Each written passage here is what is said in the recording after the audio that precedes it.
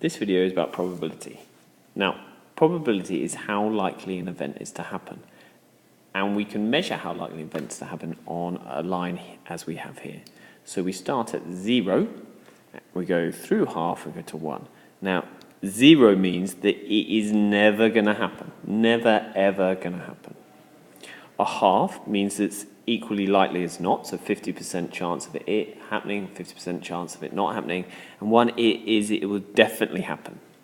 And in between here and here, we're saying it's less likely to happen, it's between 0 and a half, and between here and here, half and 1, we're saying it's more likely to happen than not happen.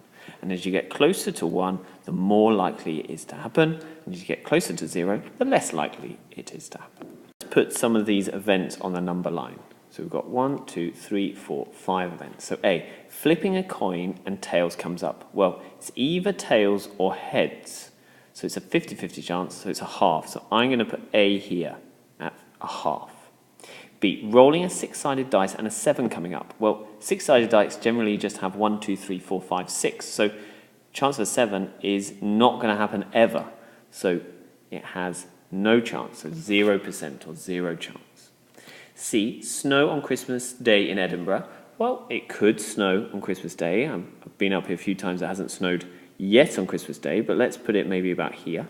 C. Snow on Christmas Day in London. Well, it's probably less likely to snow in London because you're further south and therefore it'll be warmer. So maybe I'll put D here. E. January the 1st will be the first day of the new year. Well, it is. It's always the first day of the new year, so it's definitely going to happen. So I'd put it up here at 100% likely.